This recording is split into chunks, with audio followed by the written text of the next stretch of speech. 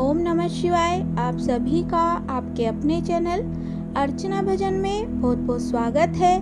मैं अर्चना आज आपके लिए ये वीडियो लेके आई हूँ। इसमें मैं आपको बताऊंगी हरितालिका तीज के व्रत के बारे में।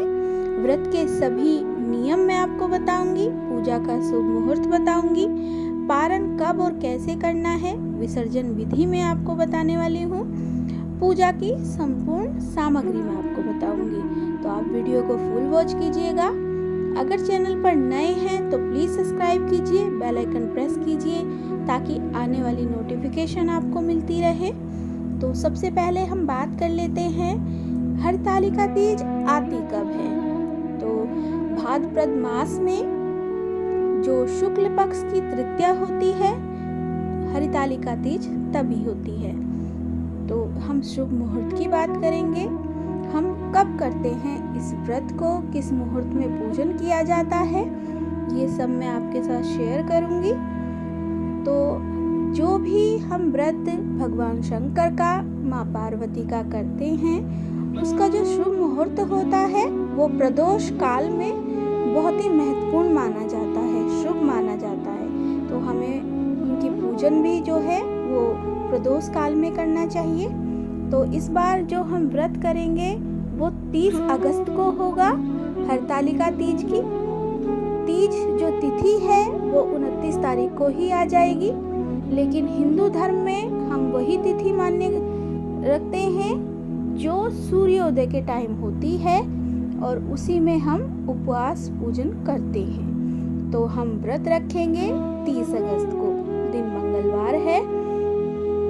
और इसका जो मुहूर्त है पूजा का, कुछ लोग सुबह के समय भी पूजन करते हैं, तो उनके लिए प्रातः का जो मुहूर्त है वो 5:58 से प्रातः और 8:31 तक है।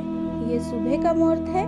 और जो लोग प्रदोष काल में ही पूजन करते हैं उनके लिए शाम का समय है, 6:33 से और रात्रि 8:51 तक ये शुभ मुहूर्त है पूजन का, जो प्रदोष काल में आता है। तो अब बात करते हैं इस व्रत को कौन कौन रख सकते हैं। ये आप लोग कमेंट करते हैं कि किसे रखना चाहिए, तो ये मैं आपको बता रही हूँ। इस व्रत को सभी महिलाएं कर सकती हैं और कुंवारी कन्याएं भी अच्छे वर के लिए, मनवांछित वर के लिए इस व्रत को करती हैं।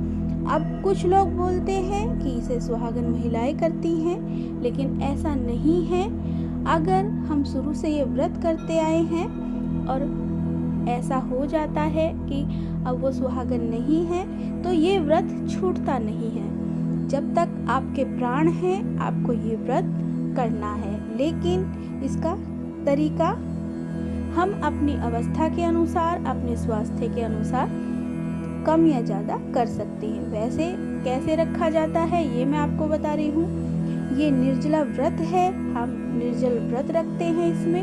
लेकिन कुछ महिलाएं गर्भवती होती हैं, कुछ का स्वास्थ्य ठीक नहीं होता है, कुछ की अवस्था के कारण, क्योंकि ये मरते वक्त तक आपको रखना है, तो उसमें आप बदलाव कर सकते हैं। आप फल खा सकते हैं, आप चाय पी सकते हैं, आप जल ग्रहण कर सकते हैं। इस तरह से आप जिस तरह से अपने स्वास्थ्य के हिसाब से रख पाए उस तरह से इस व्रत को करिए, लेकिन श्रद्धा भाव से करिए, आपका व्रत सफल होगा।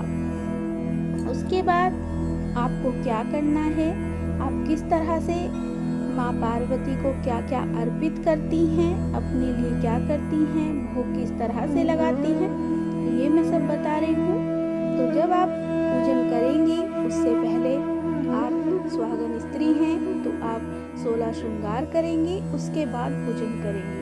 हम कोई भी पूजन करते हैं तो हमें इसी प्रकार करना है। और माँ पार्वती को आपको 16 श्रृंगार का जो सामान होता है वो अर्पित करना है। अब उनके भोग की बारी आती है। तो भोग में कुछ जगह पर अन्न का भोग लगाते हैं और कुछ जगहों पे अन्न का भोग नहीं लगता। मैं अपनी बात करूं, हमारे यहाँ भी हम अन्न का भोग नहीं लगाते हैं। तो हम लोग क्या करते हैं, हम मिठाई का भोग लगाते हैं, हम फल का भोग लगाते हैं, हम पंचामृत का भोग लगाते हैं।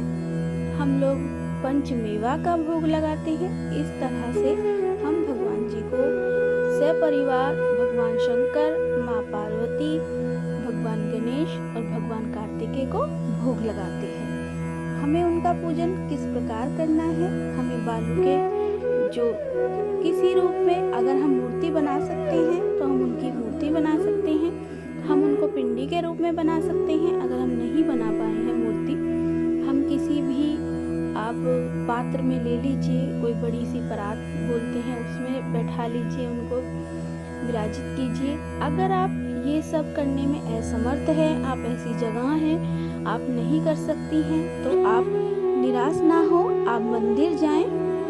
मंदिर में आप शिवलिंग पर पूजन कीजिए। शिवलिंग के पूजन में आपको ये भी नहीं है कि आपको विसर्जन करना है। जो हम बालू के बनाते हैं घर में, भगवान शंकर, माँ पार्वती, गणेश जी महाराज और कार्तिकेय जी की जो हम घर में मूर्ति बनाते हैं या पिंडी के रूप में बनाते हैं, उनका विसर्जन अति आवश्यक है। सूर्योदय से पहले अगले दिन, यानी हम 31 तारीख को करेंगे, यानी चतुर्थी तिथि में हम इसका विसर्जन करते हैं, तभी हम अपने व्रत का पारण करते हैं। लेकिन आप ऐसा नहीं बना सकते हैं तो कोई बात नहीं, आप मंदिर में इस तरह से पूजन करिए। वहाँ पर सभी श्रृंगार का सम्मान माँ पार्वती को अर्पित कीजिएगा।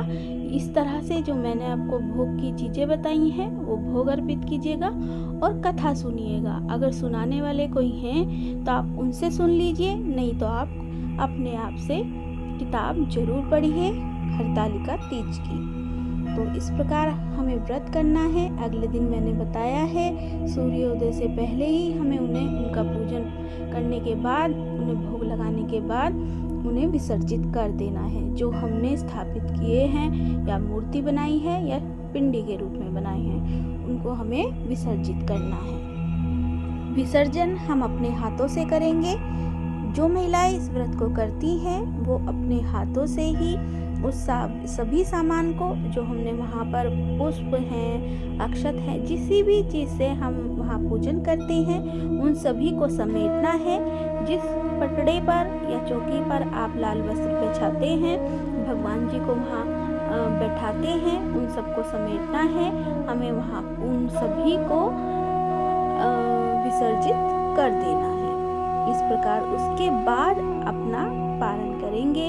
अपना जो व्रत है, आपका उपवास है, उसको आपको खोलना है। तो सबसे पहले जो आपने भोग लगाया है आप उसी को ग्रहण करेंगे, तभी अपना जो व्रत है उसको खोलेंगे। तो इस प्रकार से अगर मैंने अपनी जो बात है वो रखी है। अगर आपको कोई डाउट है, आपका कोई प्रश्न है, तो आप कमेंट करके ज़रूर बताइएगा। मैं आपको आंसर करने की कोशिश करूँगी। तब तक के लिए थैंक यू।